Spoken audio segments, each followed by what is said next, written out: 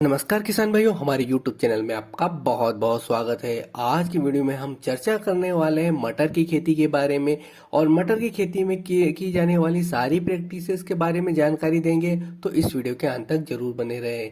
तो मटर की खेती जो कि मुख्य रूप से भारतवर्ष में रबी के मौसम में की जाती है, जो कि एक दलहनी फसल है।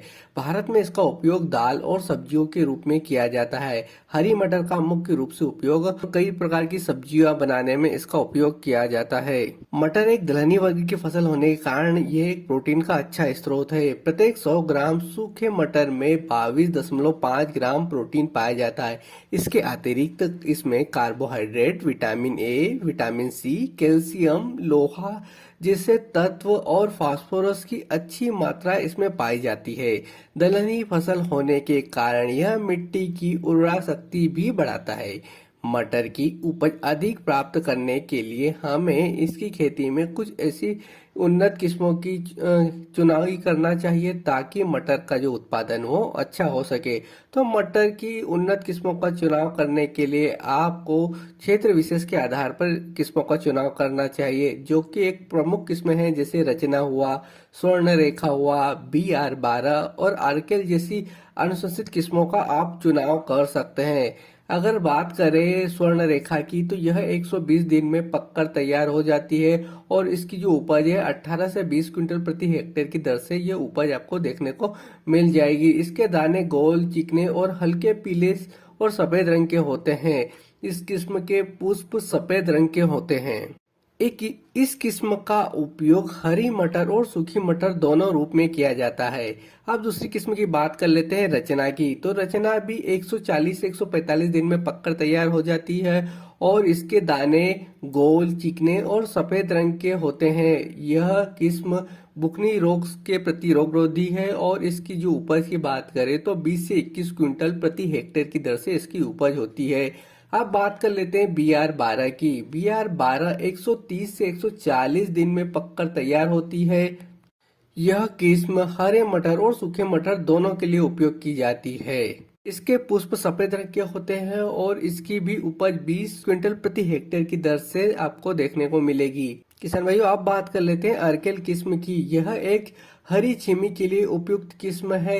यह मटर की आगेती और बोनी किस्म है जो कि 60 से 65 दिन में तैयार हो जाती है और इसकी उपज की बात करें तो 80 से 90 क्विंटल प्रति हेक्टेयर की दर से इसकी उपज देखने को मिलती है। यह उपज हरी छीमी की है। मटर की खेती करने के लिए भूमि का चुनाव और उसकी तैयारी किस तरह से करनी चाहिए, आप इस बारे में बात कर लेते हैं। तो मटर की खेती कई प्रकार की भूमियों में की जा सकती है, परंतु उचित जल निकास वाली और जीवाश्म से भरपूर दोमट मिट्टी इसकी खेती के लिए अत्यंत उपयोगी है। इसकी खेती के लिए हल्की अम्लीय मृदा जिसका पीएच मान 5.5 से 6.7 हो उपयुक्त मानी जाती है। खेती की तैयारी के लिए 2 से 3 जुताई करनी होती है और पहली जुताई मिट्टी पलट वाले हल से और शेष जुताई देसी या कल्टीवेटर से करनी चाहिए। इसके बाद कंपोस्ट या गोबर की खाद अंतिम जुताई के समय खेत में डाल देना चाहिए। प्रत्येक जुताई के बाद पाटा अवश्य चलाना चाहिए जिससे कि खेत समतल और मिट्टी भुरभुरी हो सके। ध्यान रखें कि खेत में जल निकास की उचित व्यवस्था हो। किसान भाइयों, अब बात कर लेते हैं मटर के बीज दर और बीज उपचार के बारे में। सामान्य जो प्रजातियां होती हैं मटर की, उसकी 80 किलोग्राम प्रति हेक्टेयर की दर से बीज दर लगती है, जबकि बोनी किस्मों की जो बीज दर है थोड़ी ज्यादा यानी 100 से 120 किलोग्राम प्रति हेक्टेयर की दर से पर्याप्त रहती है। बुआई से पहले हमें बीज उपचार करना चाहिए। बीज उपचार के लिए आप 3 ग्राम थायरम या 2 ग्राम कार्बेंडाजिम प्रति किलो बीज की दर से आप बीज उपचार कर सकते हैं ताकि आपकी फसल में लगने वाले फफूंद रोग की संख्या कम हो सके या फफूंद रोगों से आपका फसल का नियंत्रण हो सके। इसके अतिरिक्त 250 ग्राम प्रति किलो की दर से आप राइजोबियम कल्चर भी कर सकते हैं। मटर की फसल में बीज उपचार करने से 10 से 15% तक उपज अधिक देखने को मिलती है। मटर की बुआई के लिए जो उपयुक्त समय है वो 20 अक्टूबर से 20 नवंबर तक उपयुक्त माना जाता है। बुआई के लिए आप देसी हल के पीछे बुआई कर सकते हैं या कतार से कतार में भी आप इसकी बुआई कर सकते हैं। सीड ड्रिल का उपयोग भी आजकल प्रचलित है। इसके लिए कतार से कतार की दूरी 23 सेंटीमीटर तथा पौधे से पौधे की दूरी 10 से 15 सेंटीमीटर रखनी चाहिए। अगर बोनी किस्म है तो आप इसमें कतार से कतार की दूरी 23 से 25 सेंटीमीटर रख सकते हैं। उर्वरकों की बात करें तो मटर की खेती के लिए आपको 20 किलोग्राम नाइट्रोजन, 40 किलोग्राम फास्फोरस और 20 किलोग्राम पोटास की आवश्यकता होती है। किसान भाइयों, आप बात कर लेते हैं मटर की फसल में सिंचाई के बारे में। तो मटर की अच्छी उपज देने के लिए आपको सिंचाई 2 बार करनी चाहिए। पहली सिंचाई आपको मटर की फसल में फूल आने की अवस्था में करनी चाहिए और दूसरी जब फलियां बन रही हो और उसमें दाने भर रहे हो उस समय आपको सिंचाई करनी चाहिए। अब बात कर लेते हैं निदाई गुड़ाई के बारे में। तो 25 से 30 दिन की फसल होने पर आपको पहली निदाई गुड़ाई खुरपी से करनी चाहिए या हाथों से करनी चाहिए और दूसरी निदाई गुड़ाई आप पहली सिंचाई करने के जस्ट पहले कर सकते हैं।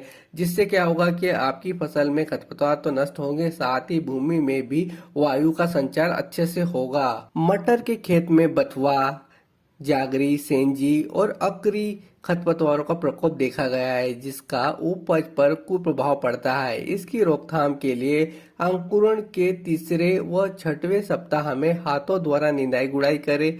साथ ही खरपतवार नियंत्रण करने के लिए आपको 2 से 3 दिन बाद 3.3 लीटर पेंडेमेथिलिन 30 ईसी दवा 500 से 600 लीटर पानी में घोल बनाकर छिड़काव करना चाहिए।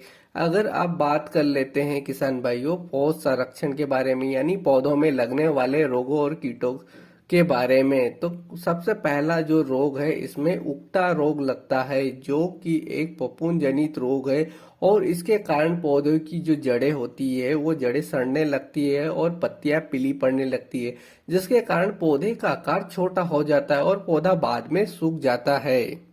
इस रोग से बचाव के लिए 2 से 3 वर्षों तक ग्रसित खेत में मटर की बुवाई नहीं करनी चाहिए।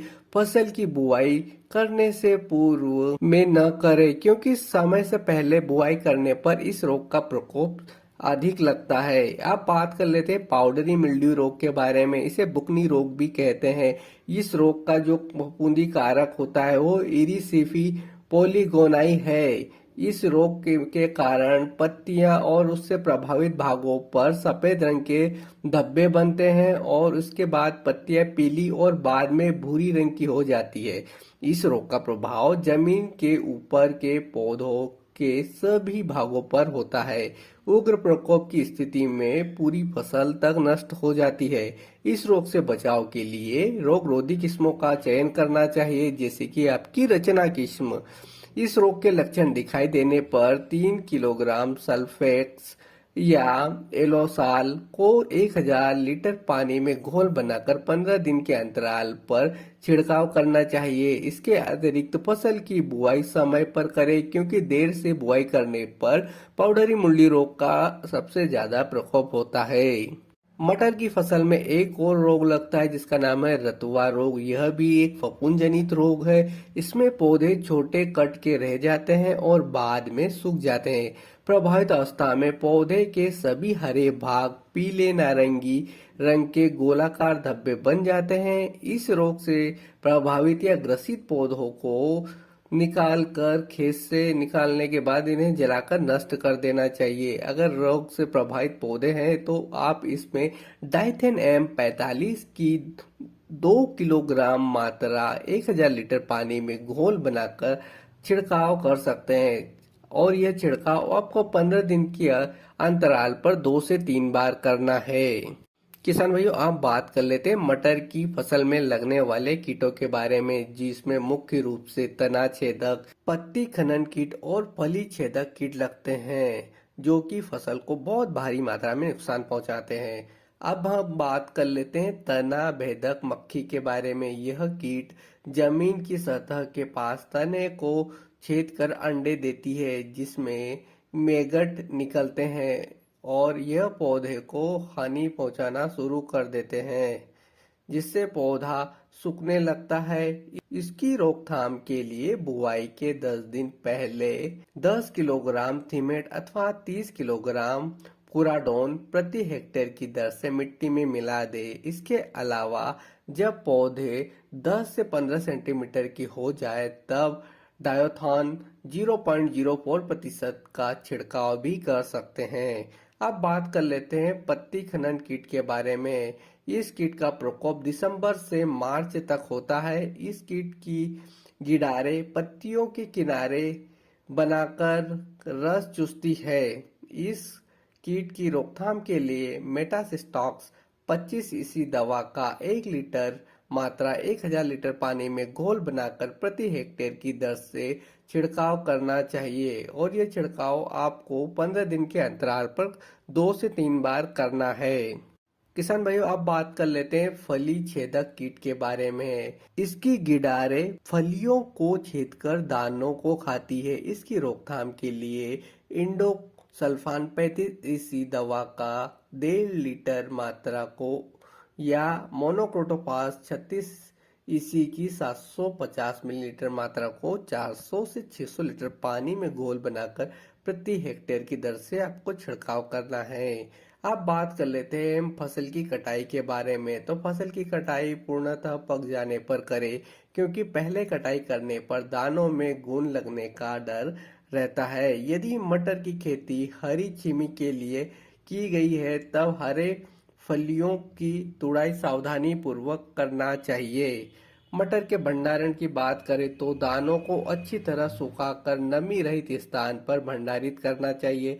भंडार गृह में कीड़ों से बचाने के लिए एल्यूमिनियम सल्फेट की 2 टिकिया प्रति टन की दर से रखकर भंडार गृह को अच्छे से हवा बंद कर देना चाहिए। इस प्रकार अगर आप मटर की खेती करेंगे तो आपको मटर की खेती से बहुत अच्छा मुनाफा होगा।